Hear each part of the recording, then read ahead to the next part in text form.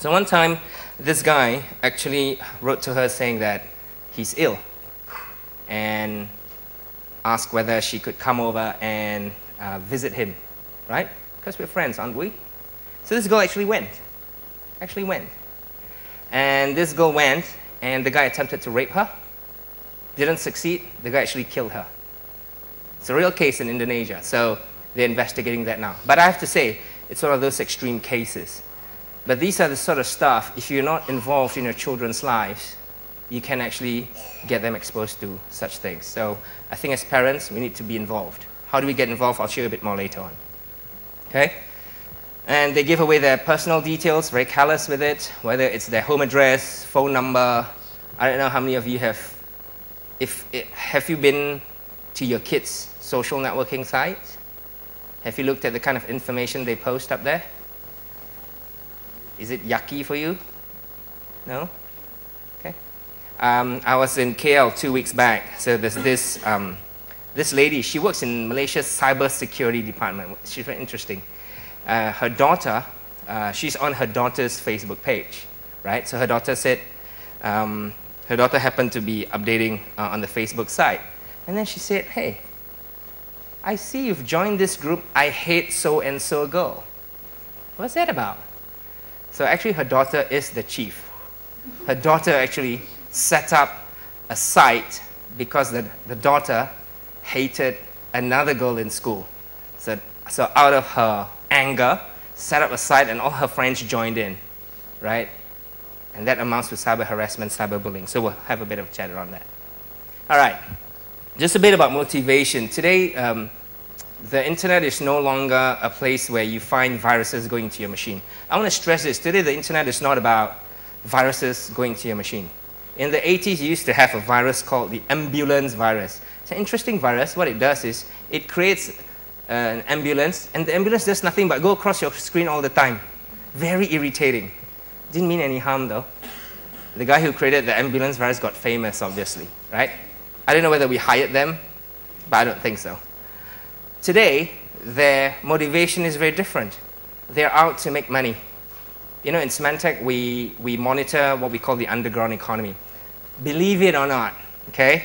May seem like a very far-fetched thing, but there is an underground economy that is thriving, that is bigger than the global illegal drug trade.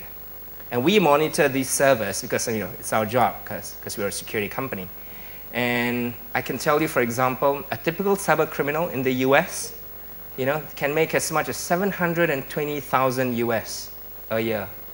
That's not too bad. The young ones, please don't be inspired to be one.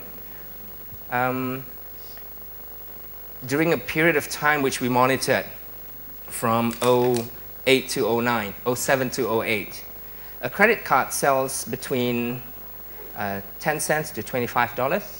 And an average balance in a credit card account is about $4,000. A savings account identity sells for between $10 to $100 with a balance of about $40,000. So it's quite a lucrative trade to be in. And that's what's motivating a lot of them. And how they are getting to us as end users, what they're doing is they're going through what we call trusted environment. Let me give you an example.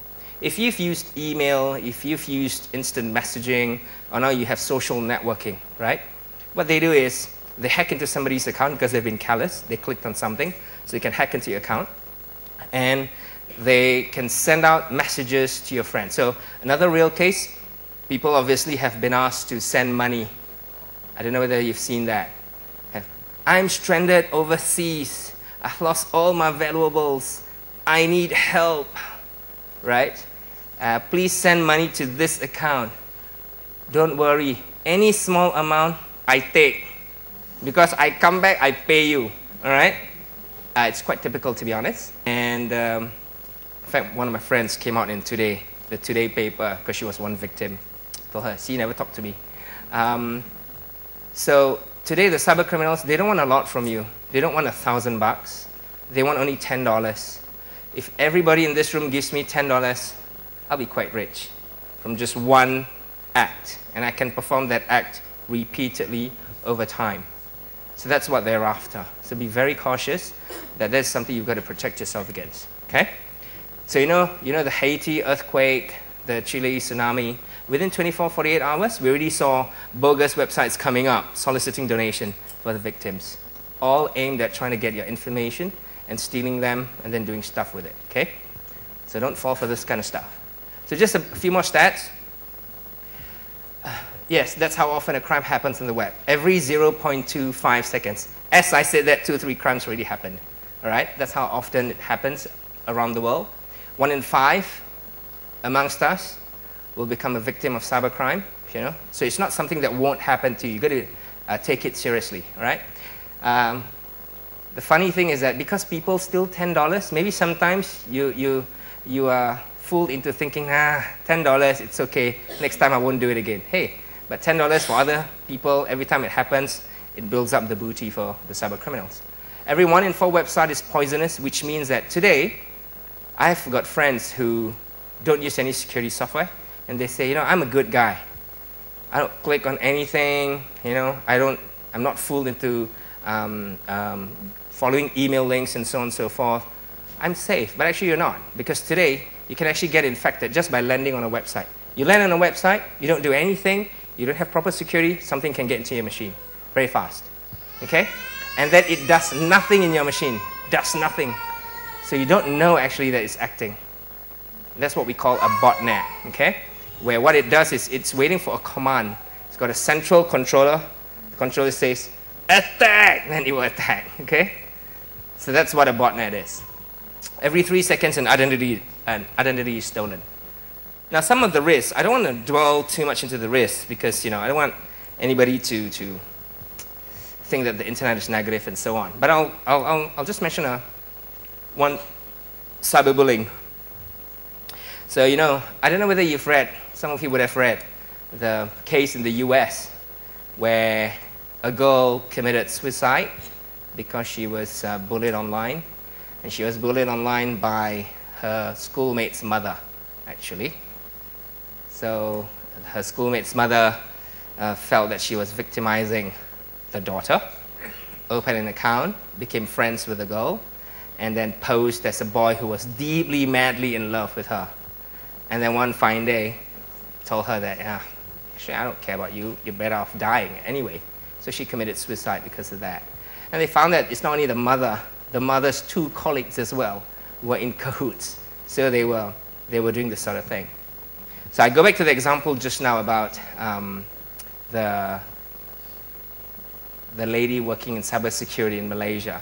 So she immediately told her daughter to take the site down, right? Because that can amount to cyberbullying to a large extent. When people feel harassed, you make them feel uncomfortable, then that's cyberbullying. Now, the problem with cyberbullying, though, is that it's very difficult for you to detect it, whether your son or daughter is a victim or whether they are the doers, right? Because there's always a very fine line between bullying somebody and making pranks, right? Harmless pranks, very fine line. Where do you cross the line? Well, you cross the line when it becomes repetitive, when you harass somebody repeatedly. So, I hit, if my son hits a boy, once, typical small kid mischief, right? Hit so many times, that becomes bullying, isn't it? In the physical sense. Now, the same thing happens online as well. So if it becomes repetitive, then I think you need to reach out to your son, daughter, and counsel them.